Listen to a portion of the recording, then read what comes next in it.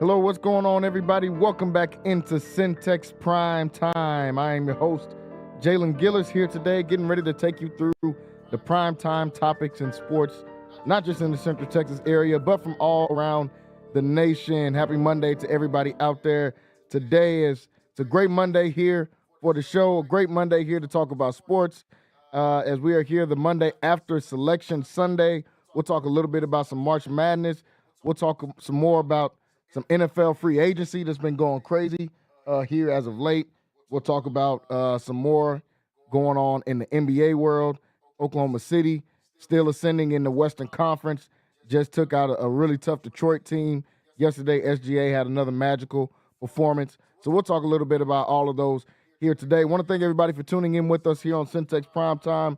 As we're usually here 5 to 7 p.m. today. We'll go a little bit shorter than usual, but we're going to be here all week. Took a break last week to be able to cover the Region 5 tournament that was live here in Waco, Texas at the Highland over on MCC's campus. Had a lot of fun getting a chance to cover that all week long. Got a chance to see a lot of good teams, men and women's. Both men and women MCC teams made it to the championship game. So that was a lot of fun to be able to call those games. And later on this week, we'll get a chance to try to catch up with Coach Gill and catch up with Coach Thomas. Coach Gill and the men lost to a very, very talented South Plains team out there in Lubbock, which I think is probably one of the most talented, if not the most talented team in JUCO right now, especially when you look at the amount of prospects that these guys have on their team. But also just a really good team. And MCC fell short to them, got all the way to the championship game, wasn't able to close the deal. Unfortunately, did not get the bid to go to the national tournament. I'll let Coach Gill talk about that whenever we interview him. I don't want to go into why or how they didn't make that tournament, but yeah, they ended up not getting the bid for it. But on the women's side of the bracket, MCC women's team, Coach Candace Thomas, in just her second year, has won the regional championship, and they got to do it at home. So you don't get really much of a better story than that. So that was a lot of fun. We'll talk about that here in just a second, too. Joining me here in studio, we've got the WISD Hall of Famer, Texas Tech alum, and former San Diego Charger, Mr. Wayne Walker, in the building with us today. Wayne, what's going on?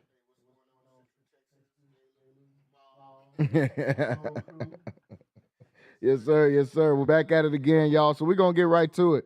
First, before we dive into some of these NFL topics that we want to talk about, I want to continue to talk about what the MCC women's team was able to do and go out there and win that Region 5 tournament. That was huge for them. For Coach Thomas to pull this off in just her second year as a head coach, we're huge fans of Coach Thomas, and she's somebody that's worked her way up through this program as an assistant to head coach Ricky Rhodes when he was there. She was an assistant to head coach Bill Brock, who's now the coach at SFA or Tarleton, now the head coach at Tarleton women's basketball out there, and they had a really good season too.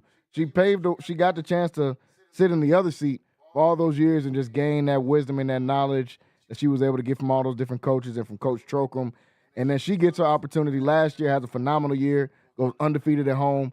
This year, wins the Region 5 tournament when it's hosted at MCC, which is a huge deal. The home team always wants to try to come out with the win.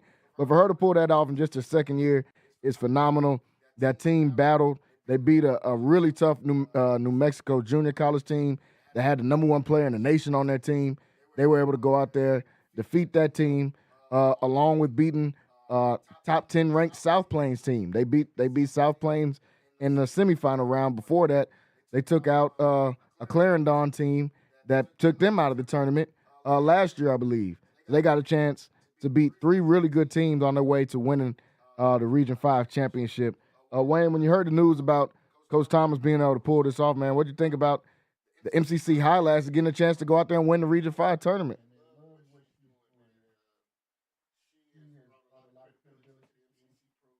Mm-hmm. To get better each year. Uh, Man, just a great job that she's doing, and they're playing it, and it's fun basketball. If you ever go and watch them play, which I've seen some stuff online, Mm-hmm. wanted to get out to the tournament here. It was a really great tournament, Yeah. a great turnout. But what she's been able to do in just her second year, man, is short of a miracle, pretty much. Uh, credit to Sean, athletic director, for Yes. hiring her and getting out of there, which Sean seems to always make great decisions when it comes to coaches. But what Coach Thomas has been able to do with those girls, man, is great. And it's great for Waco, great for the community. And as they move forward and go on and continue to play, good luck to them. Yeah. And I hope they'll do well, and I'm sure they will. Yeah, they were able to get the automatic bid from winning. I think they were probably going to get a bid anyway, just based off of how their team has been playing all year long. So I'm excited to keep following this team. We got to cover them from start to finish of this season, and I'm excited to be able to keep covering this team. And like I said, hopefully we'll get a chance to catch up with Coach Thomas this week before they take off and head down to the national tournament, which I believe is going to be in Wyoming. I have no idea how they pick these places, but the national tournament is going to be in Wyoming. So we will not be in attendance. If those of you that were wondering, Centex will not be in attendance for that one, but we will most definitely be supporting from back here at home, and we'll try to catch up with Coach and see if we can get some more talk about that. Well, folks, like I said, a lot going on in the sports world. Like March Madness is in full effect. We got to see all the conference tournaments. I got to go home after covering this regional tournament and catch up on all of the D1 tournaments, the Power 5 tournaments that I got to miss out on, and teams like U of H going out there and getting a bid, and I was super excited to see that for them, man. I really like that U of H squad. I think they're going to be dangerous, and we'll talk a little bit more about the D1 side of the men's bracket here in just a little bit. But the breaking news that kind of came what it seemed like to be in the middle of the night was from the Cincinnati Bengals, and that's kind of crazy because we never hear from the Cincinnati Bengals making breaking news or going, especially about paying players. But they go out there and they extend Jamar Chase and T. Higgins. T. Higgins signed or didn't sign, but was placed on the franchise tag just about a month ago. And we talked about it here on the show, and we said, hey, it might be a big deal looming for this kid. And it ended up coming. He ends up getting 4 years, $114 million on a deal. And, man, just a huge deal for him after playing on the franchise tag last year, proving himself that he's worth the money. Joe Burrow going out on national media, multiple different platforms and saying, I want to keep Jamar Chase and T. Higgins. Regardless what else we do, I want to keep those guys with me for obvious reasons. I mean, the offense is explosive. Their team wasn't successful last year mainly because of their defense, but they had, I think, 3 or 4 games where they lost after scoring 35-plus points in a game. So this offense is explosive. A lot of that is due to T. Higgins and Jamar Chase. Jamar Chase, we talked about his contract last week here on the show. We said this dude's not going to take anything under what Justin Jefferson got. Yeah. I think Justin Jefferson got $140 million. We said Chase is going to be in that 150, 160 range. He comes out here, gets a deal for $161 for 4 years, $110 million on the signing bonus. We said Justin Jefferson got, I think, 105, something like that. So we knew Chase was going to get a little bit more than that. He does go out there and get more than that. He becomes the highest non-QB contract in the league over Myles Garrett, over Derek Stingley, who just got a new contract. We'll talk about him in a little bit. Over all these guys for non-quarterbacks, he's the highest paid guy in the league, and it's deserving after he comes off a Triple Crown win. Wayne, were you shocked? Because I feel like I was a little bit shocked that they were able to get both deals done at the same time with just the Bengals' history. I'm not really shocked because when you make a statement publicly from your quarterback, who's the leader of your team, that this is what you want done, then you have to listen. That's your franchise player. So I'm really not shocked. What I am shocked about is Cincinnati that did it, because Cincinnati is not known for paying players. And they paid Joe Burrow. Then they came back and played their 2 playmakers. And like you said, we talked about this last week, Jamal, and not Jamal, Jalen. I got Jamal on my mind over there. But we talked about this last week, Jalen. We talked about he wasn't going to accept anything less than what Justin Jefferson was making. And for sure that came true. Yep. And we even had it in the right ballpark about T. Higgins being a number 2, and he comes out and he gets the biggest contract for a number 2 wideout ever. For sure. And so, man, congratulations to these guys. Now they can kind of relax and just go out and play football and don't have to worry about getting paid or getting hurt and not having any insurance. if that does happen. So man, now these guys can put their mind to rest and just go out and play football. And it's crazy to see that they both go out there and do it at the same time. Everybody was surprised because of the Bengals' history of being cheap and all that, but it was also kind of surprising because maybe we thought with them placing the franchise tag, okay, maybe they'll try to turn a different corner and maybe they'll spend some money on the defensive side of the ball. They still haven't figured out the contract situation with Trey Hendrickson, who just led the league in sacks. Their DBs are not up to par after they let Jesse Bates go in free agency. I think that was last year. He's down there in Atlanta. You know, he was an all-pro safety for the Bengals, and they decided not to pay him. Still got a lot of questions to answer. Alex Kappa is gone from their offensive line. Like they've got multiple places they've got to address needs. But as far as star power, they locked up the star power. Now, how does that affect the Bengals moving forward is a different question because moving forward, I mean, I think they only have 7 picks. I don't know if they traded for anybody else's picks as of right now. I think they just have their 7, and you got to hit on all 7 of those picks when you when you're dishing out this much money on the offensive side of the ball to just 3 different guys. Yeah, right, and it's gonna hurt them. Yeah, with almost 60% of your cap being spent on just 3 players, and then you still got to play Hendrickson, and then it's gonna hurt you obviously because you can't tie that much money up into those 3 guys. And the thing about it is they're their guys though. Yeah. So they hit it right on these draft choices. So maybe they're gonna have to do it with these 7 that in this upcoming April draft to continue, and they're gonna have to do it on the defensive side of the ball. But one thing about it is all 3 of those guys are their guys. You know, you don't want to develop a guy and let him come in and play. You draft a guy, he plays good for you, and then you send him somewhere else. No, you pay him, but you start to have to pay these guys early. That's the same mistake that the Cowboys made with Dax and these guys, and CeeDee Lamb is not paying these guys early. So you have to pay these guys early so you won't fall into that, because if you have to pay them on the back end, you're going to get taxed. Yeah. Just like Cincinnati just got taxed on 2 wide receivers. So, but that's the issue that you have when you don't lock your guys up. After Jamar Chase had it, after his first year, you probably should have been saying, hey, we can renegotiate. Because you knew what you had. You knew you had an elite receiver. T. Higgins, the same way. After his first and second year, you should have been saying, hey, we're not taking you 4 years in. We're taking you 2 years in, and we finna pay you. And these guys would have been already tied up and nothing they could have done about it. But when you wait, you're going to get taxed, man, and they got taxed. Because now they're paying them $30+ million a year. Yeah, Say you go and do kind of how Philadelphia would do players, or kind of how New England back in the day would do players, and you don't even let them get to the end of their contract. Right. We're going to pay you before. We're going to either decide to pay you before, or we're going to let you go. Because what it does is jeopardize the rest of your roster. It jeopardizes the rest of your roster because now you got these guys.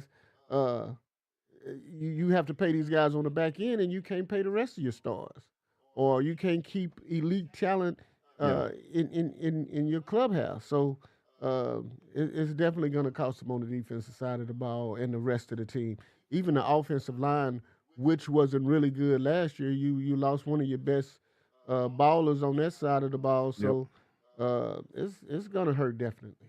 Yeah, so the Bengals have solved one issue, but still have many issues moving forward, like I've said for the last few weeks, all caused by them not deciding to pay players, deciding to push the can down the road. We'll make that decision later.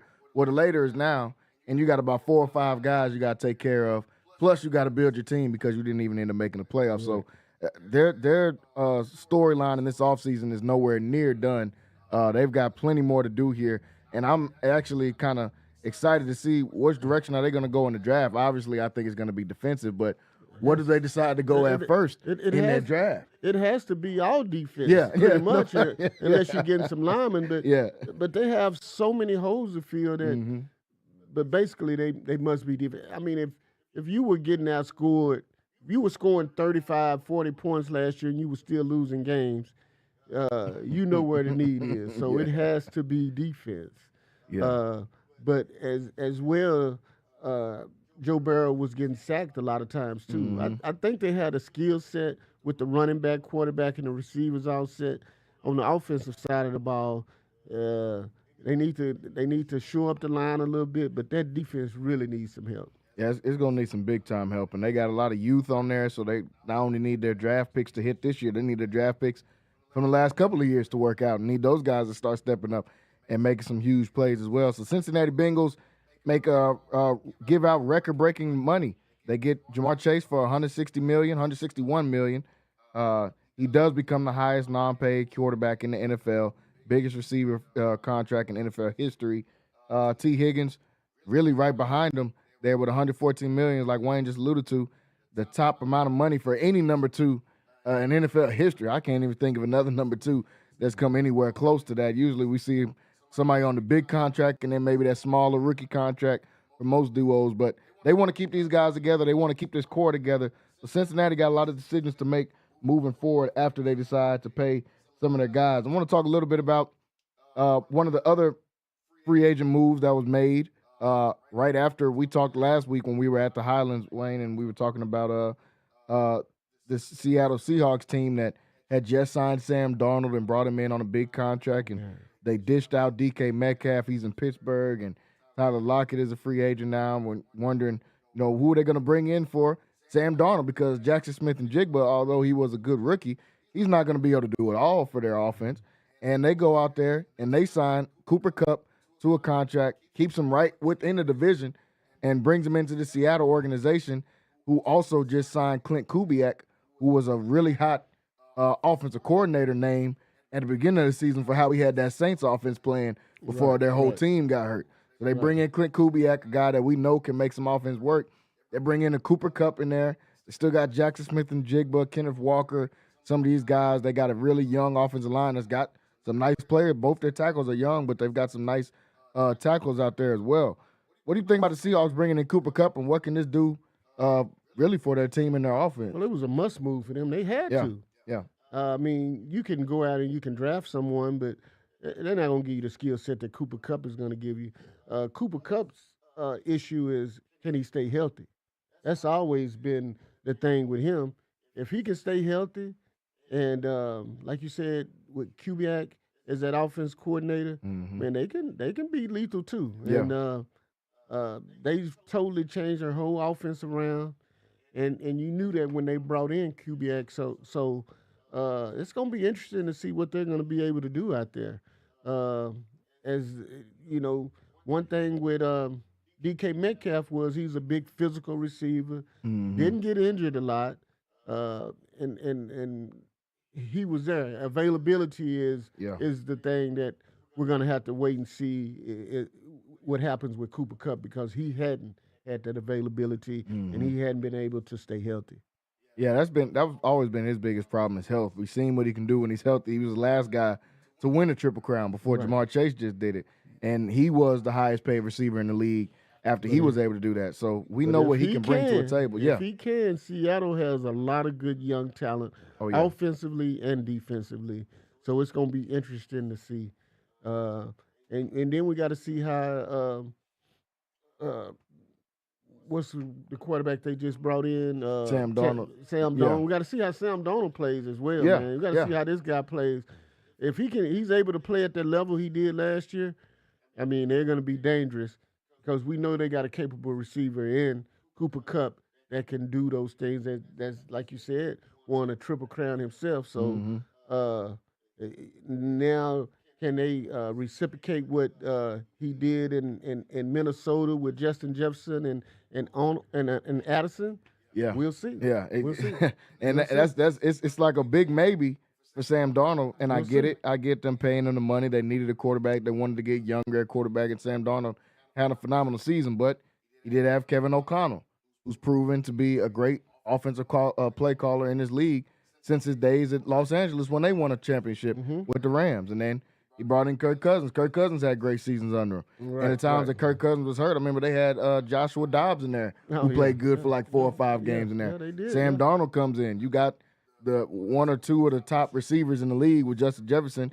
You got top 5 number 2 receiver in my opinion in Jordan Addison. So is it the system or is it the player? That's what we're getting ready to figure it out. Yeah, that's what it's going to be interesting to see. Yeah. Is it the system or is it the player? And we will be able to see that once he gets to Seattle and see Yeah. if it was O'Connell or if it was him.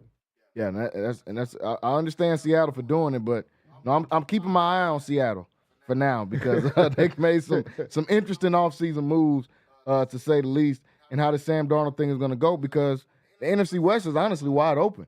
The Rams are, I guess, to be considered the favorites coming out of the NFC West now, and they had a really good season last year, but can they duplicate it? Does Matt Stafford still play at the highest level like he played at last year? And San Francisco is in transition. Yeah.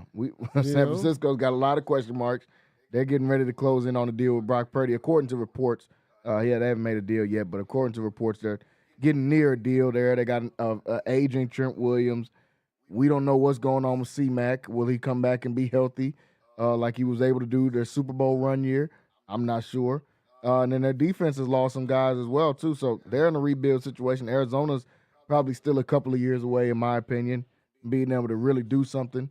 As far as just having a complete team, they got some players, but as far as just having a complete team, I think they're still a little bit a ways away. So that NFC West wide open. So I'm excited to see what they're going to do and how they can move forward with that. On the other side of that, the Minnesota Vikings are in the same boat as the Pittsburgh Steelers as far as this quarterback market is drying up. All the quarterbacks are starting to move places.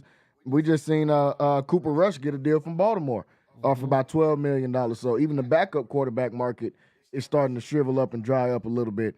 Only 2 teams left out there that haven't signed any quarterbacks are the Giants, the Steelers, and the Minnesota Vikings. Now, Minnesota obviously drafted J.J. McCarthy out of Michigan last year, who I'm guessing they're seeing as their future guy since they decided not to pay Sam Darnold.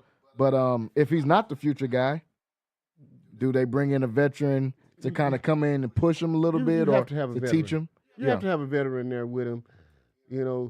I think setting and learning last year was big for him behind Sam Darnold. But, man, as you go through that process, you got to have somebody that's been there, that's done it, somebody that's a veteran that you can talk to. Yeah. And when you do have your struggles, this guy can settle you down and tell you what you kind of need to do. So you have to have a guy, especially when you have a young signal caller in the fold. You have to have a guy that's kind of been there and done that. And I think they need to go out and sign a guy that has some type of valuable experience in the NFL to help this guy. Yeah, I think so too. You got to have somebody in there that can help lead this guy, and because he's never been the guy yet. He got to watch it last year, exactly, but he didn't even really get to even participate in practice and catch some of those number one reps when Sam Darnold was out for a couple games. He didn't get to do any of that because he was injured the whole last year. He hadn't been able to see NFL game speed. That's a whole different level, man. It's a whole different level. Even when you're going through practicing, even when you're going through OTAs and you're going through training. When you're going through training camp and you have inter-squad practices or you practice against another team. When you play on Sundays, it's a whole different it's a whole different speed, man. And he hadn't got to experience that yet, and so he's gonna have his growing pains. He's gonna have to go through that, but. What we said about Kevin O'Connell is that he's been able to plug and play with guys, and anybody who has come into his system have been successful. So we'll see if this is the case with McCarthy and they got a good support system. Oh yeah, you got two good receivers, you got a good tight end, you got a good line. You were able to run the ball. So they brought Aaron Jones back on a 2-year deal. So. I think they'll take it slow, and then they'll he'll start to progress as the season go along. Yeah, I believe so as well. I think they'll dumb down the offense some. They'll dial it back at the beginning of the season, like you said. You still got Justin Jefferson. You still got Jordan Addison. T.J. Hockenson, one of the best tight ends. Aaron Jones, one of the best running backs in the league. Christian Darrisaw, because they'll get him back. He got hurt at the end of the year. He's one of the best left tackles in the league. So he's gonna have a lot of help with him. Yeah. Oh yeah. And then yeah. your defense is gonna give you a lot of help too, Man. because you Yeah. still got Brian Flores Yeah. calling You got plays down there. you still got So Flores. Yeah. So you gonna be.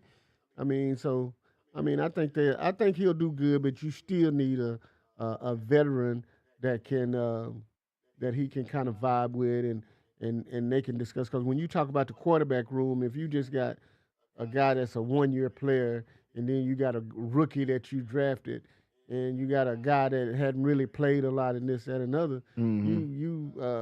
You don't get to uh, have a guy in that quarterback room that has that experience that can tell you, hey, the ups and downs of the NFL and what you're Yeah. seeing on the field from game to game.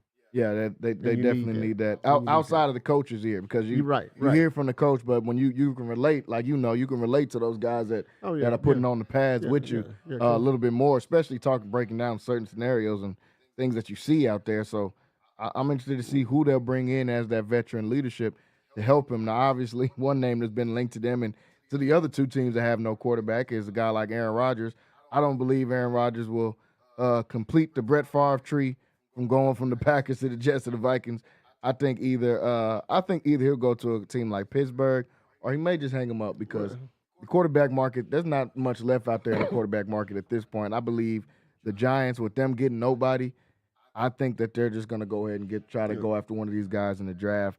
Sitting at the number 3 pick, the Tennessee Titans, they are up in the air about what do they want to do with their pick still. So I see New York probably getting somebody in the draft, and Pittsburgh is kind of the more interesting one because they need a quarterback. Their team was in the playoffs last year. It's not like they're coming off of a bad year. They're coming off of a year of being in the In playoffs, the playoffs, yeah. and they need a signal caller. They haven't made a decision on Russell Wilson is still out there.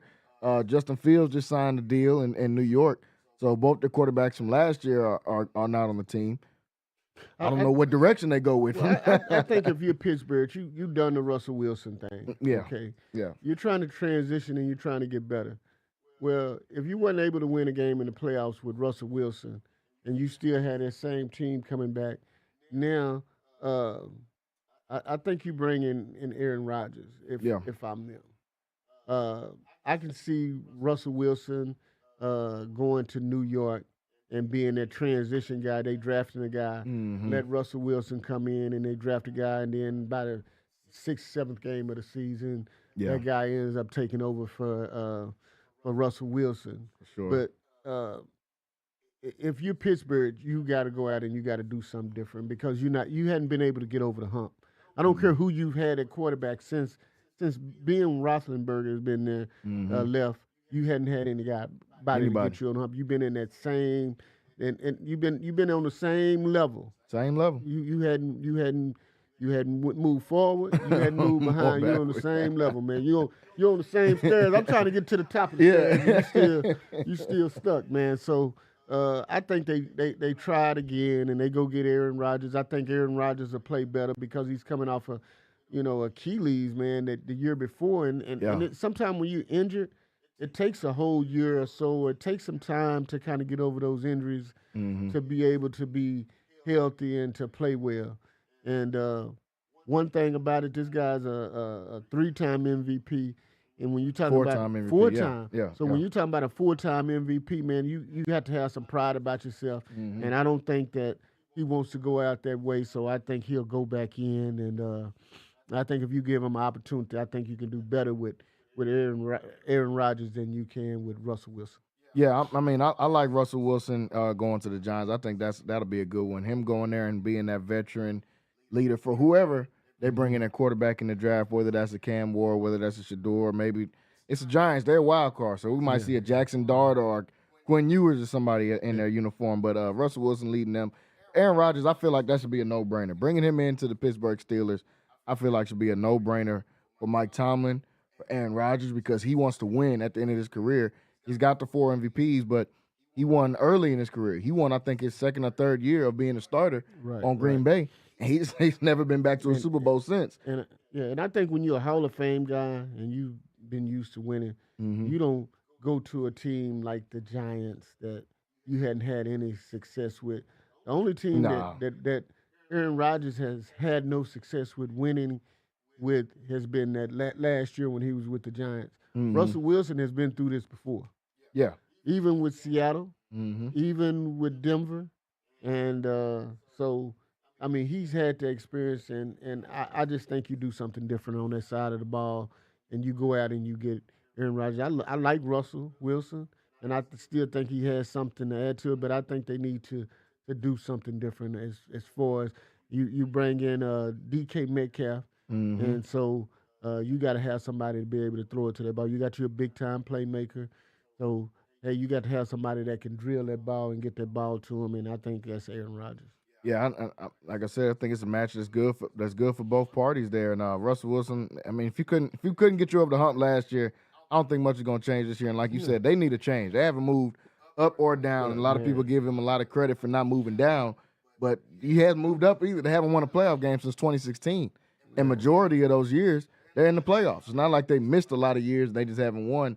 Like the Browns or something, or like the Jets. They're in the playoffs. They just lose every single year because they haven't gone up or down on their with their success with the team. So they need another quarterback in there. Since Ben Roethlisberger's last couple of years where he got hurt and they weren't competitive, and that was probably around 2014. Since then they haven't been able to do anything, mainly on one side of the ball. They haven't been able to do anything on offense. Yeah. Since they had the triple Bs, whatever they called them, with Le'Veon Bell and Antonio Brown and Ben Roethlisberger, they haven't been able to do anything since then. So they got to be able to find a different way to do it. And I think it's Aaron Rodgers. I don't think you're picking high enough to get a quarterback that's going to be able to make a difference in this year. So go out there and get a veteran, man. You know, Mike. I'm always rooting for Mike Tomlin, but man, they're gonna keep being more and more questions about you. I understand you haven't had a losing season, but you ain't had that great of a winning one in quite a while either. The NFL is about what have you done for me lately? So that's what it is. It's not, they're not worried about pulling a resume out and saying what you did That's here exactly what before. it is. That's exactly what it is. It's what have you done? You only as good as your last game. That's what they told me. Yeah, So, yeah. and that's where we are. Yeah, so Mike Tomlin, they'll be making some changes. They get a big time receiver in DK Metcalf, make a trade for him, but they're going to have to figure something out with a signal play caller. I want to go to another team over here in the NFL, team that we talk about here often. Should have got Rocky here on the show while we talk about some more of his Cowboys drama, but we'll catch up with him this week to talk some more about his boys. But over the weekend, Micah Parsons and DeMarcus Lawrence have decided to go back and forth with each other over the course of last week. DeMarcus Lawrence leaves, gets another big deal, signs with Seattle. So Seattle is dishing out free agents money, as you guys can see. Cooper Rush done got paid. Cooper Kupp done got paid. Sam Darnold's got paid. DeMarcus Lawrence got paid. So Seattle is not sitting back and just waiting. They're dishing out some money. They get DeMarcus Lawrence, bring him in. He said he was ready to come somewhere and have an opportunity to be able to win and be in a winning culture because he wasn't going to do that at the Cowboys. It was his words. He said that wasn't going to happen with me playing for the Dallas Cowboys. Micah Parsons took offense to that. He said, or what's the name? DeMarcus Lawrence said, Dallas is my home, but I know for sure I'm not going to win a Super Bowl there. Micah Parsons says, this is what rejection and envy looks like. This is some clown stuff, and he used a different word. DeMarcus Lawrence tweeted back and said, calling me a clown won't change the fact that I told the truth. Maybe if you spend less time tweeting and more time winning, I wouldn't have left. So they both had some words to say for each other there. And, I a little bit, in a way, I kind of get both sides there. I kind of, just a little bit, get what Michael Parsons is saying. You come in, you're the young dude who takes over DeMarcus Lawrence's spot, that was his defense. He was the best player on that defense. He was the highest paid player on that defense. The young dude comes in and gets paid and starts taking all the shine. He makes first team All-Pro multiple years. And the team that you grew up with is like, now you're expendable and we're going to let you go. So maybe it is a little bit of some jealousy in that. But for the most part, I agree with DeMarcus Lawrence. He wasn't lying. He didn't tell a lie. He said, I wanted to go somewhere else because it ain't like I was going to win in Dallas. Man. Clearly, Seattle is offering me more money, so I'm here. Because if Dallas would have offered him more money, he would have stayed in Dallas. Like he said, he grew up in Dallas. That's where he grew up as an adult in Dallas. That's the team that drafted him, gave him a chance. He said, my whole family still lives in Dallas. My mom still lives in Dallas. They're all still there in Dallas. We love Dallas. I just want to be playing for the Cowboys. And he said, I want to have an opportunity to win. And he's also right with saying to Michael Parsons, maybe if you spend less time tweeting, we'd be winning some more games. But you're so worried about making a headline, it seems like over the last 6 or 8 months, instead of worrying about football, that we're getting these results, and that's why I'm going and left to Seattle. So what do you think about them two kind of going back and forth a little bit on social media after DeMarcus Lawrence left? Well, first of all, Dallas couldn't pay him. They couldn't pay him what he wanted. Exactly. So football is a business. His family, he moved all his family to Dallas. Mm-hmm. And, I mean, he's had a successful career. And like you said, the star of that defense is Michael Parsons. Yep. Well, this is the thing. He didn't. I think DeMarcus took a shot at the organization and ownership rather than Michael Parsons. 100%. And I think Michael Parsons should have stayed out of it because, okay, I mean, a guy left. He put his heart and soul into a team for so many years. He was drafted in the second round by Dallas. He played at a high level for Dallas. He gave it all he got. Mm-hmm. He has a big home in Dallas, and his whole family lives there. Okay, he wanted to be there, but the Dallas couldn't afford to pay him. So when you talk about business, you talk about football being a business, the guy made a decision that I'm going to go get paid in Seattle. He played in Boise State, which is right around, not even 2 hours away. Yeah, right up there in Idaho, yeah. So, he made that decision to leave. But I think he took a shot at ownership and not at the team. Yeah. You understand what I'm saying? But and what he's saying is, I'm going to Seattle. They're bringing guys in. They paying money. They're trying to win. They're trying to do something different. And if I would have stayed in Dallas, they're not doing this. Ownership is not doing this. Nope. Ownership is not bringing anybody in. They brought in Devontae Freeman. Who was the running back? Javonte Williams. Javonte Williams from Broncos. Yeah, they the brought. Broncos, See, I don't even know the name, but I remember this guy. But they bringing in a guy like this, and we bringing in Cooper Kupp, Sam Darnold, me. They're making moves. Yeah. So I'm just saying. I mean, I don't even think it was a shot, and he is right. Yeah. I mean, Michael Parsons is as good as he is. I mean, man, outstanding player. Gonna get paid because they have to, because he's the best defensive player in the league, basically, or one of the top three. So he's gonna get paid. Well, you don't have that problem, but you can't talk about another man's emotions when he leaves that team. You should have stayed out of that. Yeah. And stop tweeting about that and you saying that that's what did he say? Yeah. He said that was some clown stuff. That's that clown he shit. That's what he said. Yeah, that's what he said. Yeah. And for you to get involved in that, man, you leave that alone because this guy's been there a lot longer than you have. I know it's your team now, but man, he got drafted just like you did there. Mm-hmm. And I'm sure he has a lot of feelings and emotions about leaving Dallas, but he did tell the truth. He did. And like you said, I thought that was way more directed and y'all supposed to be boys. Organization. Y'all That's the point. My thing is y'all boys, y'all in the same position room. But every day, these guys spend 8-9 hours a day together. For the last 4 years that Michael Parsons has been in the league. So you stay out of that because you know this guy better than anybody, and you know this guy didn't want to leave, but Dallas didn't have enough money to pay him. And y'all boys, that's the reason he left, because Dallas didn't have the money to pay him. It's not he was saying that I didn't have the opportunity to win there, which was true. But if Dallas offered him the same amount of money, he'd have been in Dallas. He'd have been in Dallas. But like you said, these guys are supposed to be friends, but we've seen over the last couple of years, Cowboys talking about Cowboys on social media. We've seen this multiple times, and a lot of the times, Michael Parsons seems to be in the middle of all this. They're just giving us a little bit of insight into their culture and why they don't win. And why, I mean, Dalton Schultz, when he left and came to the Texans, he said it was a circus over there.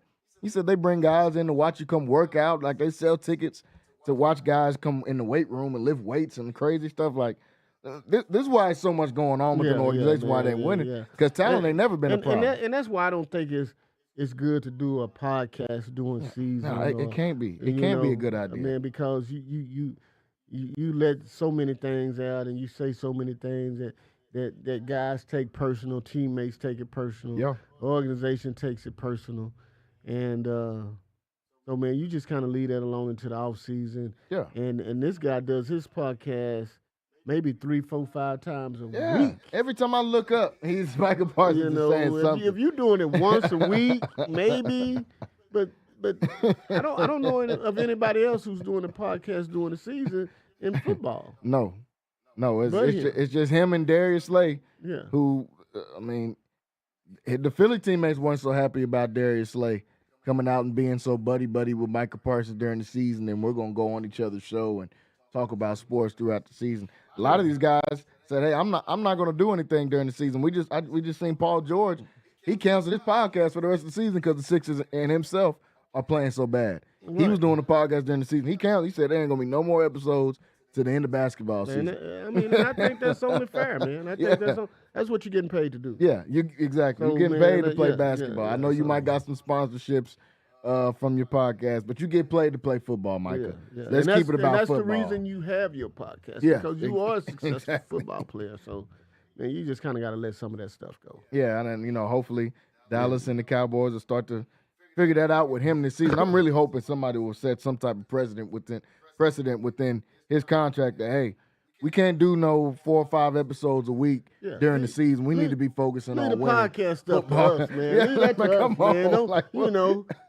How much did you make from it this year? We'll send you a check for that. Let us talk about, let us talk about the Cowboys and you and exactly. And DeMarcus and all that. Y'all buddies, man. It shouldn't even be that type of confusion among boys, man, when you talking about a guy putting his feelings in the he has the right to say whatever he wants to. But he took a shot at the organization. Yeah. It wasn't personal. It wasn't you made it personal. Yeah, he made it personal. Yeah. By going out there and responding like that. So right. DeMarcus Lawrence, he gets the bag though. Once again, it just isn't in Dallas this time. Michael Parsons on his way to getting the bag out there in Dallas. That's why we're seeing Dallas clear all this cap space and stuff, because like you just said, they ain't signed nobody but Javonte Williams. And I think they extended their long snapper. So it ain't like they're out in free agency dishing out a bunch of money anyway. So we'll see what Michael Parsons' numbers are going to look like. I'm pretty sure it's going to be probably above Jamar Chase at this point, because he was going to have to be the highest paid defensive player. It was Myles Garrett at $40 million, and Jamar Chase just got $40.3 million. So now we're looking at Micah. You think Jerry ain't drinking a shot of whiskey on that man? I think he's going to dish that out. I don't think he has a choice. You keep putting yourself in this predicament. If you would have paid him last year, you wouldn't have had to pay him $40. And then you had this brother saying, man, well, I'll take a hometown discount to play with Dallas. Man, your agent ain't. Yeah, that's what I was going to say. He ain't the one in there negotiating. His agent is. Yeah. And his agent said, I don't even know how to spell hometown. I don't know what you're talking about when you say hometown discount. We're getting the max amount of money. Matter of fact, whatever Myles Garrett got, give me $3 million over that. That's what his agent is finna go in there and say. So exactly. Dallas got to dish out some bread. They got to dish some more out.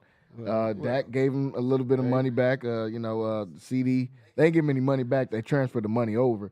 So that helped clear some cap space for them. And they continue to make news outside the football. Which is NFL free agency. Who did we say that they signed? We haven't got on here one day and said, well, the Cowboys came out and signed anybody. But we're talking about Michael Parsons again, talking about DeMarcus Lawrence. And him signing with another team. Yeah, him getting paid.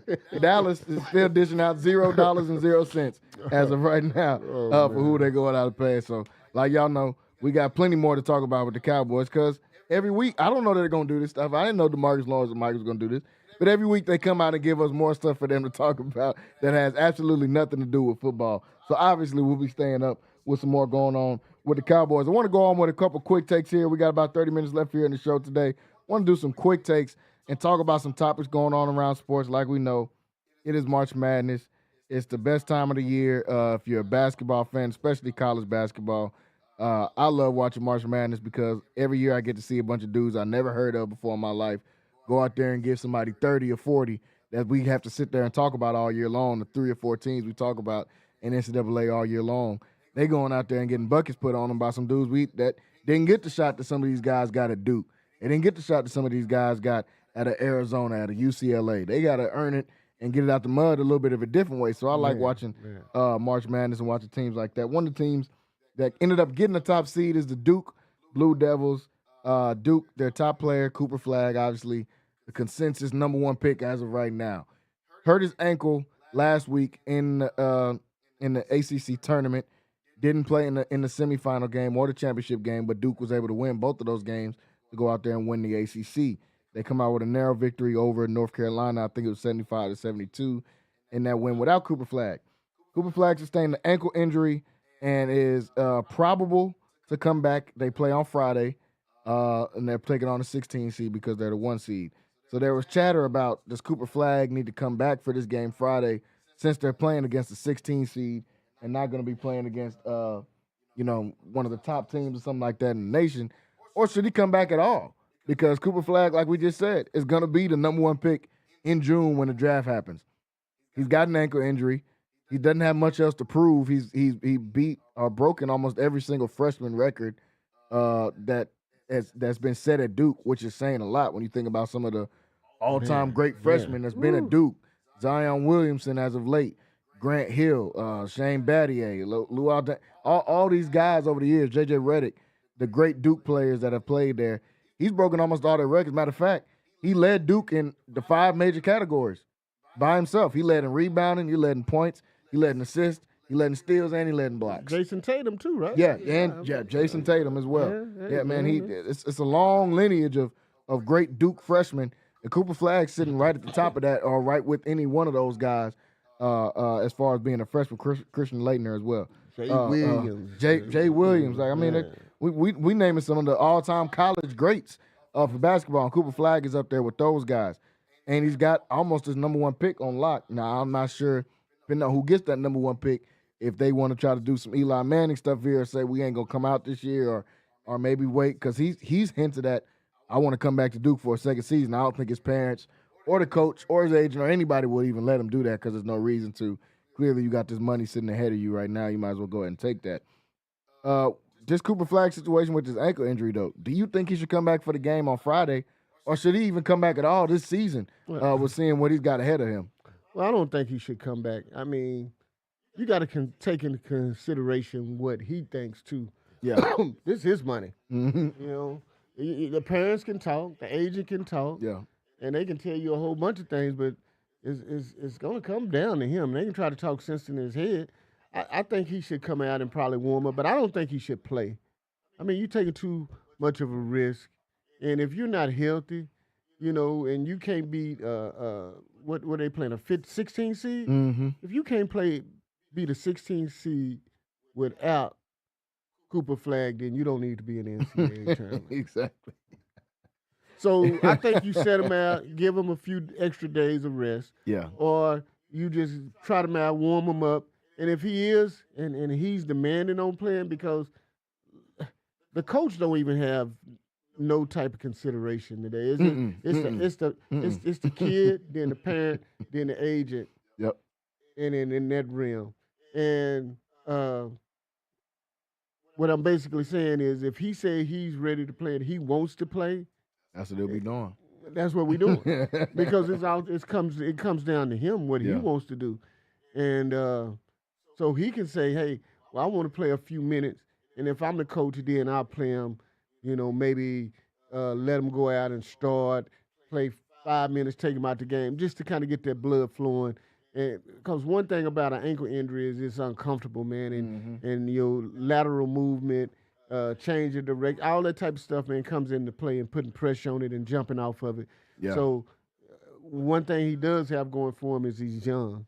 And so that's going to be the determining factor is what he really wants to do. Doctor can tell you this, that, and that, but if the doctor clears him and says he's ready to play, it's going to ultimately come down to him. And I don't care what my parents say, because I know I'm finna go get this bread. And today, he could come back to school because he's probably one of the highest NIL players in the league. He probably getting $5 million a semester, so he can afford to go back to Duke and play. And still that might be helping that decision a little more. Exactly. So now with NIL, it changes the whole game plan. Oh yeah, it changes the whole plan. And now where a guy would say, "Well, I'm not getting NIL," I'm kind of getting paid up on the table, but nobody knows about that. Now with NIL, you getting paid legitimately $5 million. He's the top player in the country.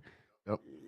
His agent, I mean, he's not at risk to really lose anything, because if he comes out next year, he's still gonna be number one. Yep. He comes out this year, he's gonna be number one. Whatever year he comes out, he's gonna be number one. And he's gonna get paid regardless. Yeah. So It's a lot of things to consider, but I wouldn't play him this first game. I mean, if he wants to play, hey, let's sit down, get you a couple extra days rest, and then when we go move to the next round, we move to the round of 32, then we won't play you.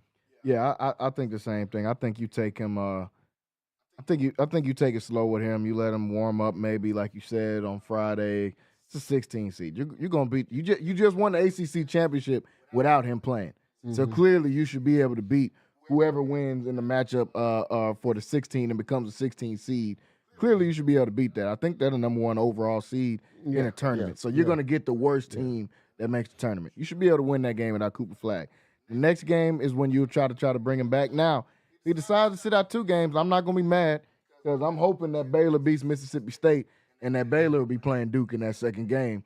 But regardless of who, if he does that, I think he'll be coming back in that second game if he does come back and play. Some people are saying he should sit out and not play at all and just wait and get ready for the draft. I think, like you said, man, this dude is secure with his money financially. He's young. He got an ankle injury. It's not like he sprained his ACL or something like that. And He got in he my got an bracket, ankle in injury. my bracket, I got Baylor beating him at Mississippi State. Yeah, hey, me too. Me too. I got Baylor beating Mississippi State, and depending on what Duke do, how they look in this first one, hey man, that's why y'all come here for the props and stuff. I'm gonna tell y'all all that this week.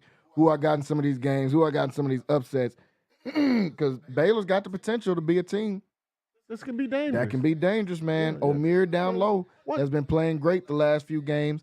If VJ Edgecombe, the games that he taps into his potential and plays like a top 5 pick like he was projected to be in the draft, and the Baylor team is dangerous. One thing about one thing, they call it March Madness for a reason. Yeah, man. yeah. Because it's so many things that happen in a lot of things. This is where I first saw Stephen Curry. Nobody knew about Stephen Curry. Yeah. Same. And then Yeah.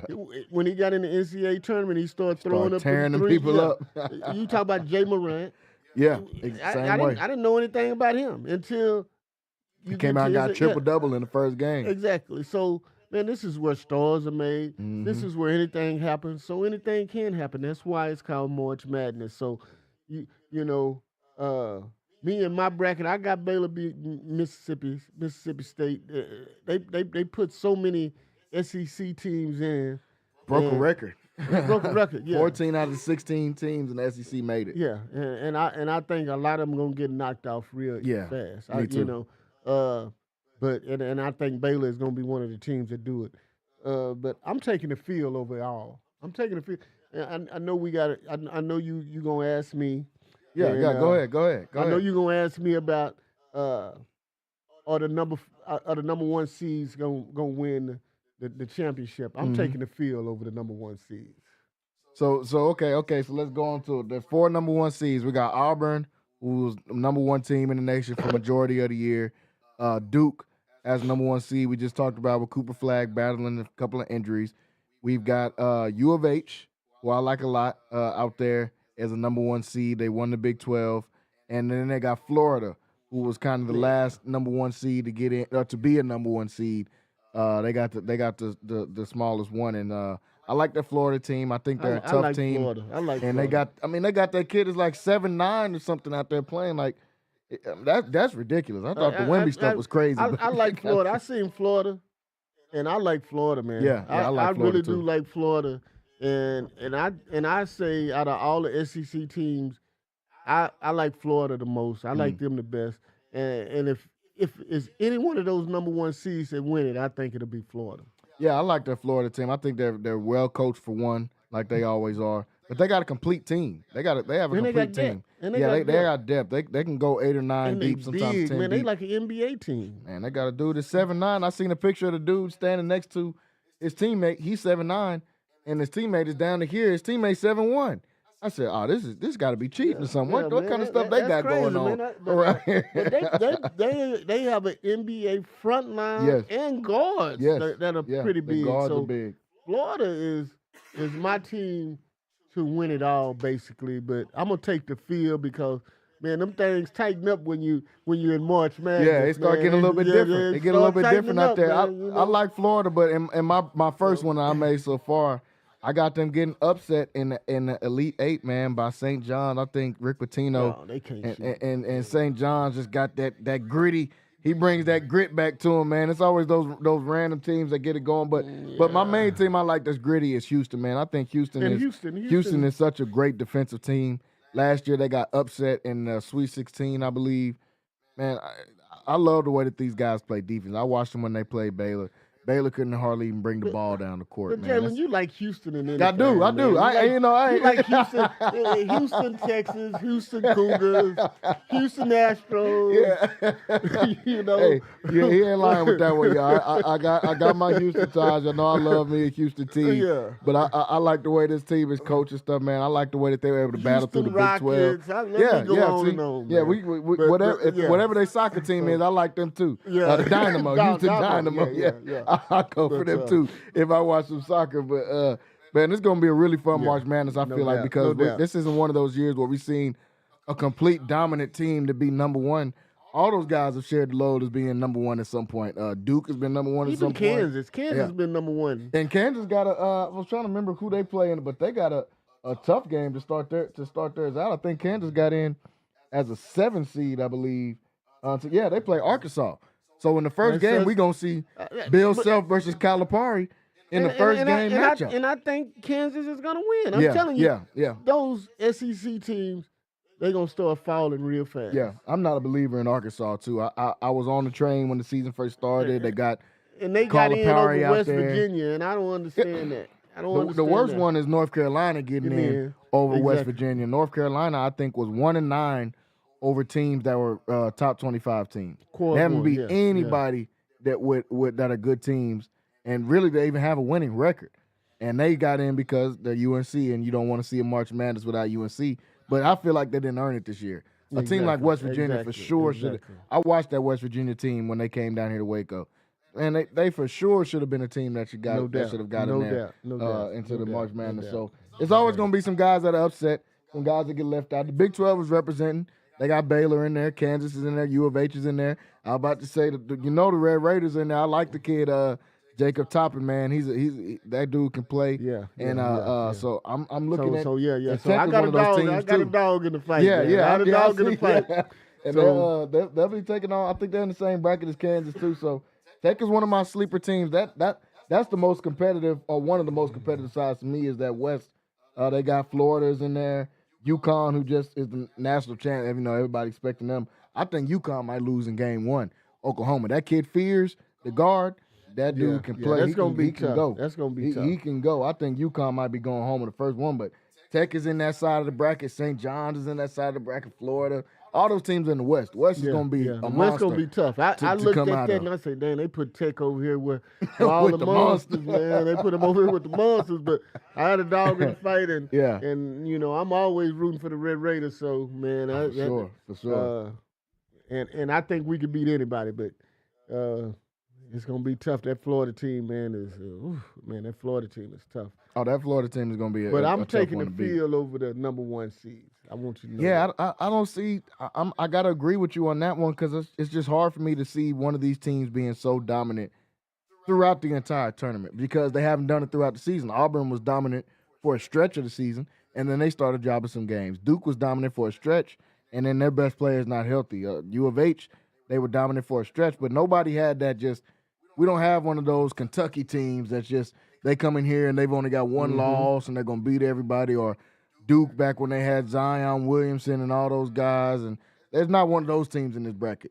So this might be one of those ones where, hey, you never know who might come out. It might be a 4 seed win the national championship this year. A 5 seed come out in one of these sides and win the national championship. Man, that's what it said. It's the best time of year, and we talked about a little bit earlier in the show where we got to cover the Region 5 tournament down there at MCC, and man, there was March Madness going on there. The first day, the dude hit a half-court buzzer beater shot to walk off and win a game and send home one of the teams that were favored in Midland that was favored to kind of go far in that bracket. And Weatherford was able to hit a half-court shot. We seen even in the game against MCC when they took out the top-seeded New Mexico team, and MCC had I think a 5-point lead with about 15 seconds left.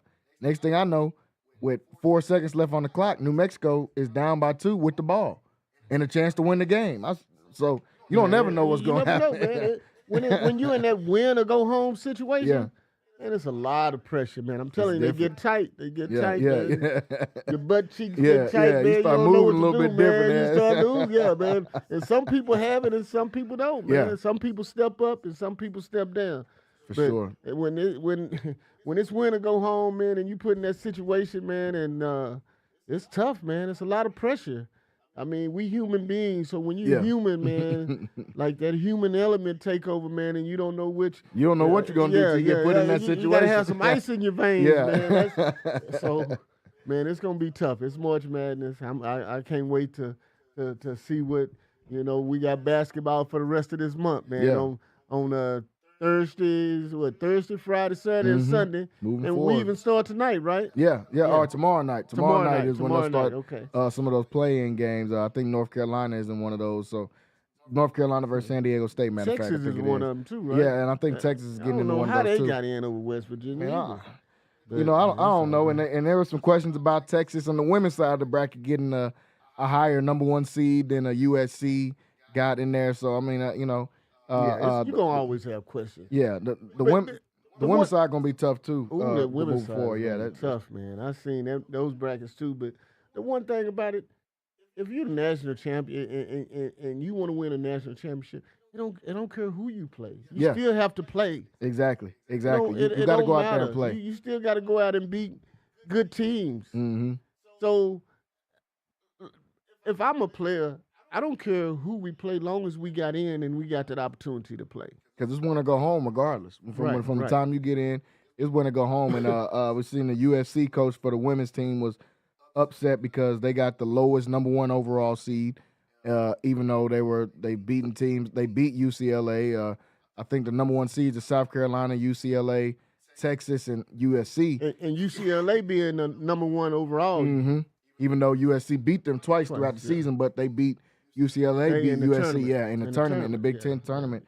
They beat them, so they gave them that seed, and the coach had some things to say and was mad because they got put in the lower seed. By getting put in the lower seed, UConn is the highest ranked 2 seed, and so USC will have to play UConn just to get out of the region that they're in. I believe the West region that they're in over there, and he had some things to say about that. And I'm like, we got to play anyway. We shouldn't be worried about, I didn't get the number 1 seed that I wanted, but I'm still a number 1, but I didn't get the highest number 1, and now I got to play UConn. You're going to have to play somebody. Juju and Beckers, huh? Yeah. Round 2, because that's who put them out of the tournament last year. And I can't wait. I cannot wait to see that. They played earlier this year. You got to win regardless. Yeah, you got to play anywhere you go, man. The coach. I'd rather see him then and then that Let's final get it out game, early. and I get all the way to the final game, and then I lose. Like they did last year. Yeah. They got to the Final Four, and they lost to UConn and Paige Becker. So I'm like, let's get this out the way early. I don't like the coach coming out and saying, I get what he's saying. He wants to defend his players and stuff. Man, come on. Because you're making it seem like we scary now. We not scared of UConn. We got Juju. We not scared to play UConn. We got the best player in the country. The best player. And I've been. If Juju went to WNBA right now, she better than half the people in the WNBA. Maybe more than half of the people in the WNBA. We got the best player. We got the biggest gun. We not scared of nobody coming out here, man. So let's just roll the ball out and play. So I didn't agree with him saying that, but I get it. So this March Madness season is going to be a lot of fun for both sides, both the men and women's side. And she's scared of Gino. Yeah, that's what they. Coach is scared of Gino. He's scared of going out there and playing. Man, this dude got 8 titles. I don't want to have to coach against this guy. Yeah, scared. Let them go out there and play. And I can't wait. That'll be their 3rd time matching up with Paige Beckers and Juju Watkins, and because they played earlier this season, and Paige looked a little bit spooked at times. Man, Juju was coming. She's guarding her and she's scoring on her. So that's going to be a great matchup. Hopefully, both of those two get to that Elite 8 and they get a chance to play each other. I can't wait to see that. UCLA's got a great team. Obviously, South Carolina, the national champs, the reigning champs, they're back in the tournament. They got Malaysia Fu-Wiley, who's one of the most exciting players to watch in college basketball. And then they got Texas as well. It's down the street from us, so we're going to be watching them. The Booker girl that's out there at Texas can ball too. They got an upset win over South Carolina throughout the season. So that's going to be fun to watch as well as we get further through that. So March Madness, we'll be talking about them all week long, folks. As we get closer to the day of, I'll give out some of my picks that I like, some upsets. I've been doing my homework. We do some more research and pick some of these upsets. Y'all know we're gonna pick an 11 over a 6 seed at some point. We're gonna pick a 12 over a 5. It's just about which ones do you pick. That's the what makes it fun to try to see which ones do you go out there and pick. But March Madness right around the corner. Like Wayne just said, the playing games start tomorrow. I want to talk about a couple more NFL guys before we move on. NFL free agency while we're doing these quick takes here. Derek Stingley gets paid, highest paid DB in the league. Wayne just talked about me talking about my Houston team, so let me throw one more in here before we start talking about some football. Houston, Texas, Derek Stingley, man, signs a huge deal where it's going to get him $30 million a year. Highest paid contract for a DB in NFL history. And it goes to Derek Stingley, who just made first team All-Pro. I want to ask you about what you think about Derek Stingley. And then what do you think about all these LSU guys getting paid, man? That 2019 LSU team has now gotten Joe Burrow is one of the highest paid quarterbacks. The two top highest paid receivers on from that same team. The two top DBs. Yeah, Derek Stingley was on that team. And the guy from Denver. Yeah. Pat Surtain was on he was on Alabama. Bama. He was with Bama with Trayvon Diggs. Yeah. But they still got Grant Delpit is still in the league as safety. Patrick Queen was on that team. Clyde Edwards-Helaire is still in the league. He was on that team. That 2019 team. They can go buy their own team, man, with all the money they got. But, man, he absolutely deserves to get paid, man. Yeah. When he's the only guy in the league right now, to me, that follows the number one receiver around each and every game. Yeah, for sure. And plays them play for play. I don't care if he's in the slot. I don't care where he's at. He's going to play. And when you have a guy that can do that, it helps your defense. Oh, yeah. So much. Because he takes away one part of the field. Mm-hmm. And not only does he play that number one receiver, he plays at a high level, and he takes him away. So when you're able to do that with your main guy, with your defensive back, man, it helps a defense tremendously, and you're able to do so many things. You can blitz. You can do so many other things on the defensive side of the ball. So he absolutely deserves it, man, and man, I can't even say enough. I played with his dad in the Arena Football League. Oh, okay. And his dad is a great guy. He was a defensive back too. You know, we all know about his grandfather that got paralyzed. Mm-hmm. But man, he comes from a great family. I know his dad real well, and this guy absolutely deserves to get paid. He's a good kid. Yeah. Which I had never met him, but I know his dad, and just knowing his dad and what kind of guy his dad is, this guy absolutely deserves to get paid for what he's, and not just for him being a great guy, but for him being a great football player and what he's able to do on the football field. Yeah, he's like you said, there's not many DBs that still truly follow the number one receiver each and every play.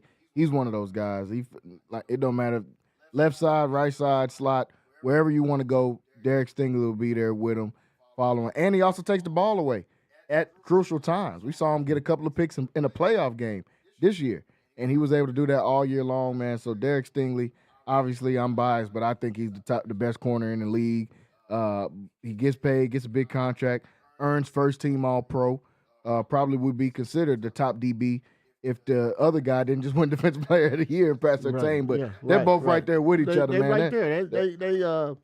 They A1 and A2. Yeah. So, I mean, they both A's. They both beasts. And you know, one guy plays a little bit more zone than the other, but they both play at a high level. And I love the way Derek Stingley Jr. plays, man. And you know, they both deserve to get paid, and they did.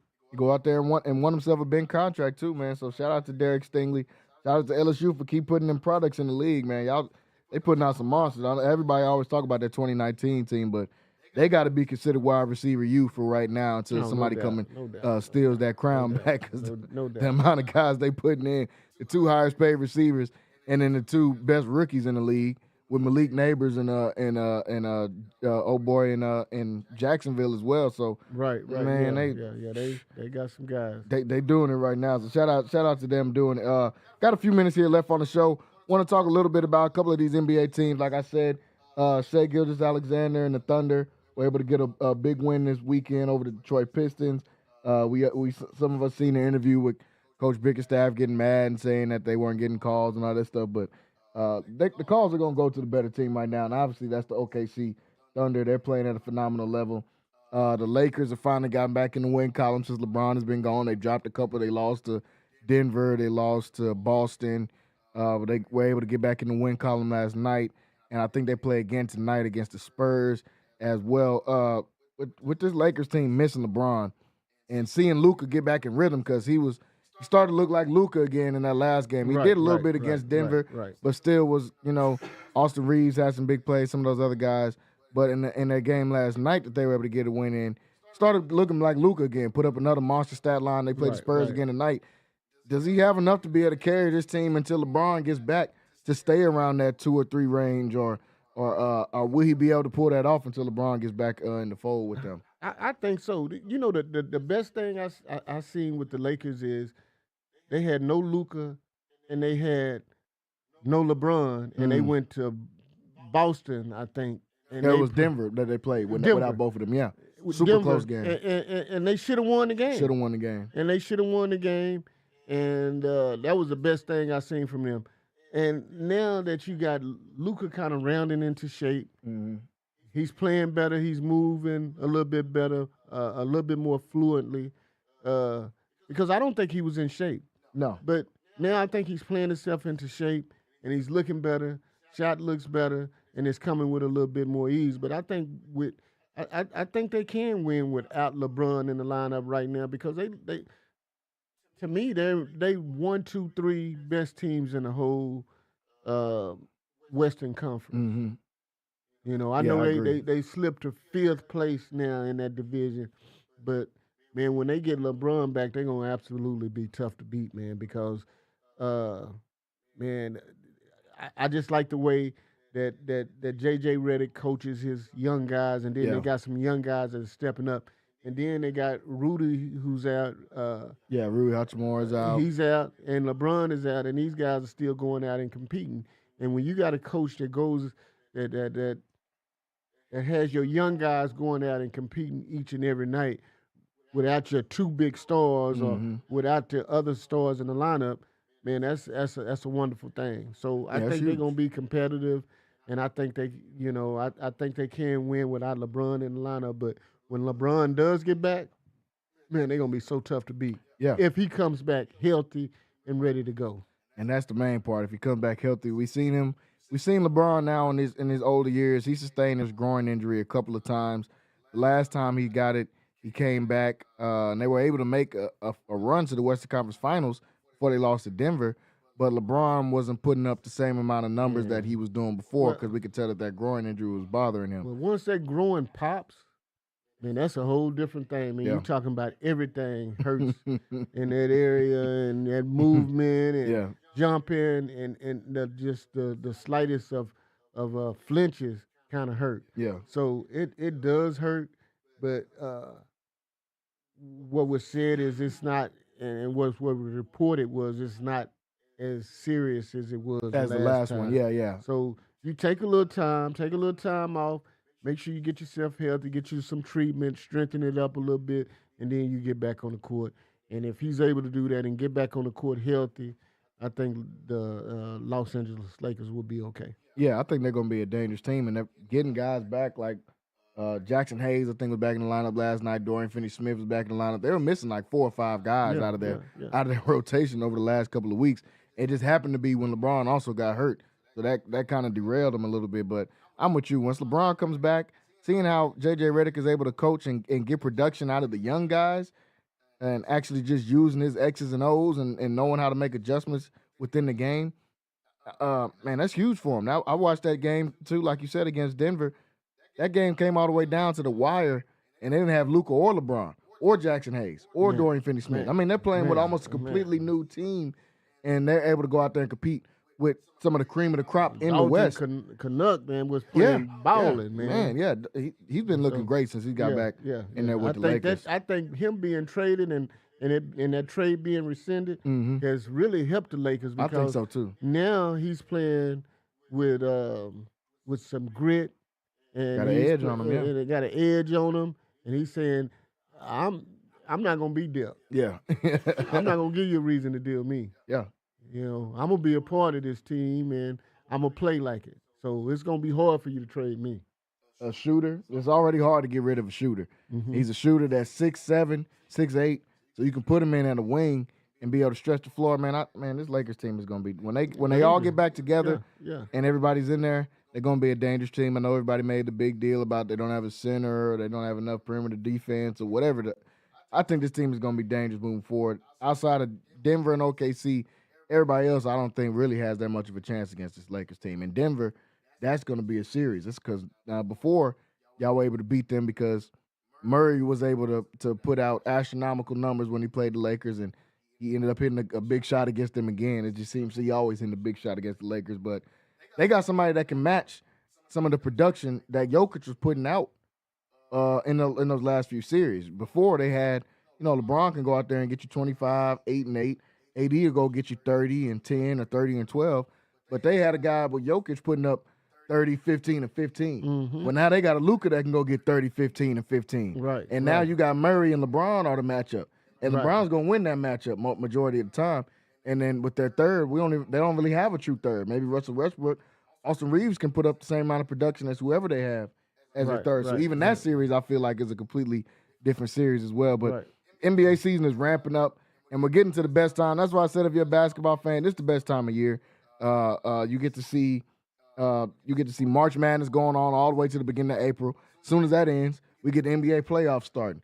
If you're a baseball fan, right after that, baseball season is getting into full effect. Mm-hmm. They're getting ready to start. I just seen the Dodgers playing in Tokyo and Shohei Ohtani hitting stuff over the fence. Still, I'm like, man, this guy's amazing to watch. I'm gonna be tuning in to watch some more baseball too. I seen unfortunately what's the name Garrett Cole is gonna be out for the season for the Yankees, so that might deter their season a little bit, but. The Yankees are going to be good again. The Dodgers, I'm going to have to find somebody to root for. I don't think the Astros are going to be good this year. We lost a little bit of everybody this last offseason. Baseball is always good when the Yankees and the Dodgers are Exactly. If you're a casual baseball fan like myself, if I can get to watch the Dodgers and the Yankees, some of these top-tier teams playing at the top level, oh, man, that's going to be must-see TV and must-watch TV. So I'm excited for baseball season too. But like I said, basketball season is in full effect. As we get ready for March Madness coming up. Folks, got just a couple minutes here left on the show. Want to look at some of these games here coming on tonight. Miami and New York are playing right now on ESPN. Miami's got a 10-point lead over them in that game. The night game tonight, as they're putting some Monday night games in, I guess ESPN needed something to fill up the time for Monday nights. They ran out of stuff until March Madness starts. Nuggets and Golden State Warriors playing tonight. Nuggets been playing great basketball. The Warriors are 12-1, I believe, since they've gotten Jimmy Butler in this trade. Literally have just been trending upwards since the day they got Jimmy Butler. They're playing tonight, and I think this is going to be one of their real tests because they have beaten some subpar teams since they've gotten Jimmy Butler. Tonight is going to be a real test, though. They're playing at home at Oracle Arena, but they're taking on Denver, who's coming in and feeling themselves a little bit after they were on a win streak. But now they're a little bit mad because they just lost off a buzzer beater last night to Jordan Poole, of all people, hitting the buzzer beater on the Wizards against them last night. So now they're coming in, relocking in, taking on a tough Golden State team. Right now, Golden State is actually favored in this game. They're a 4.5-point favorite since they've been playing so well at home as of late. Who you like in this game tonight with Denver and Golden State? Where is it at? It's in Oracle. It's in Golden State. At Oracle Arena. I want to take Denver. I want to take Denver. I think Denver losing last night, man, was big for them. Yeah. And then you playing with a team that's going to be highly competitive. It's going to be one of those teams that could be a first round matchup that you could see later on in the season or in the playoffs. So you want to kind of go out and you want to go kind of set the pace and do something with a team like that and see if you can beat this team. But I'm taking Denver. I'm taking Denver to beat them. Yeah, I like that pick too. I like Denver going out there and getting a win. Golden State, they've been playing well, but they haven't played anybody. They haven't played anybody, and they never do great against teams with bigs. That's even all the way back to their championship days. I never felt like Golden State played well against a team that actually had a big. You think about all the teams they played and beat in the finals, they never had a big man. And the teams that did play with a big man, they struggled against those teams. So I see that same thing happening tonight. And now they just pissed Jokic off because they had to watch Jordan Poole hit a game winner on their home floor. And then they have to get on the road right after losing on a game winner to the worst team in the league you got to get on the flight and go out to San Francisco and go play a team that's hot right now. So I like the Denver Nuggets winning in this one. And that game is a night game coming on ESPN tonight. Last night, the Lakers were able to beat the Suns. And while I was watching the game, and this is the last point here I'll make, while I'm watching the game, does it look like Phoenix is just giving up on the season? Because at this point, it's like sometimes they're not even being competitive Not even out engaged, there. man. They're not engaged. No one's paying But attention.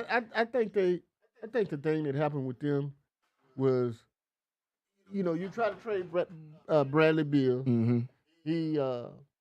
He wouldn't agree to a trade because he has a no trade clause. Yep. Then you try to trade Kevin Durant behind his back and he don't even know about it. Mm-hmm. Man, so you cause a lot of problems within your organization when you try to get rid of guys and you trying to give up on them and you let them know that you don't believe in them. Yeah. Pretty much. Yeah. So when you do that, man, your team is not going to be engaged. They're not going to be ready to compete. They're just going out there and going through the motions and playing basketball. They were already behind. So if you wanted to make any type of run to try to get to the playoffs, now you done piss these guys off to the point to where they don't even want to be there. They just want to play basketball and then get to the off season and see what happens then. Yeah, I've never seen this much talk about the offseason for a team that was projected to be a top 5 team in the West coming into this year. And when they started out the season, I think they were like 12-3. They started out playing great. A couple of guys got hurt. Trade rumors started to seep in. Teams started getting adjusted to what they were doing. And man, this team just completely fell apart. And I honestly hate it for Kevin Durant because this will be just another failed experiment for him. Yeah, he won in Golden State, obviously, but he wasn't able to get it done in Oklahoma City. The Brooklyn Nets team might be the biggest failure of a super team in NBA history when they had James Harden coming off an MVP year. They had Kyrie Irving coming off winning the championship a couple years prior, and Kevin Durant coming off winning the championship and a couple Finals MVPs all in Brooklyn, and they weren't able to do anything. And it ended with them getting swept in the first round. 3 of the best offensive talents in the whole NBA. Yeah, they all got together on the team, weren't able to make it work. That's the year Milwaukee won the championship. That when they got the closest to winning it. And they all forced their way there. Yeah, that's the whole thing. All forced their way there. And Durant had a chance to sign with New York, which he probably should have, which covered him the most. Yep. And ended up signing with New Jersey. Yep. And it was reported that he wanted to go to New York. Now, of course, he got mad and told everybody that was fake and he was never going to go to New York. But I think he wanted to go to New York. Yeah, he's from the East Coast. He's not going to go back home and go play for the Wizards. So what's the next best thing? I'm going to go to New York. I'm going to go up to New York and play. And Kyrie is from New Jersey, so he wanted to play for Brooklyn, and Kevin Durant wanted to play with Kyrie. So that's how they ended up even getting out there in Brooklyn. But then Kyrie ends up getting dealt. Y'all forced James Harden to get down there to Brooklyn. He leaves after like a season and a half. That didn't work out. Then you get to Phoenix last year, or your first year there, you win a first round playoff matchup, but only because Kawhi Leonard got hurt on the Clippers because they were up 2-0 on y'all in the series, and then he got hurt and y'all ended up winning the rest of the games. The next year, which was last year, you get swept by the Timberwolves, by a young team. You get swept, you only win a game, and then this year, which is going to end up being your last year in Phoenix, you leave with just looking like the team has quit halfway through the season. Man, I hate it for Kevin Durant's legacy, but it's unfortunately what's happening this offseason. We're going to be talking about what team is Kevin Durant going to. I think both parties are ready to go ahead and move on from the Kevin Durant thing. So that'll be an interesting NBA storyline as we get towards the offseason, folks. But I want to thank everybody for tuning in with us today. We're out of time here, Centex Primetime. Lots of games coming on tonight. There'll be more games tomorrow, but we know March Madness officially kicks off tomorrow, and all the games will be happening on Thursday when they kick off all the rest of the teams out there. The play-in games will be tomorrow, so we'll have plenty to talk about as we get further throughout the week. I'll give y'all some of my picks that I like for some of these upsets in the March Madness, but as we know, nobody knows what's going to happen. I think the odds was a 0.0. It was about 5 zeros, 0.00001 chance for you to get a perfect bracket. Every year we all think we're going to get a perfect bracket, but we know somebody's going to end up messing something up. Like they always do, man. So it's gonna be a lot of fun getting to talk about some more of these games. But out of time here today. We'll be back tomorrow, same time, same place, right here. We'll talk some more about the NFL offseason. We'll talk some more about the NBA and we'll get some more of these picks coming up for March Madness. So we will see you guys tomorrow. I want to thank Wayne for jumping on here with me. See you guys tomorrow. We'll be back for some more right here on Centex Primetime. Everybody have a great night.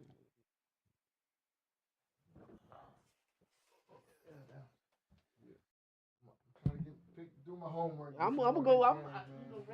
Rocket sitting here talking about the bracket and stuff. Oh, he got a group for the bracket on there? Yeah, tell him to invite you, man. Yeah, I'm going to text him. Tell him to invite me.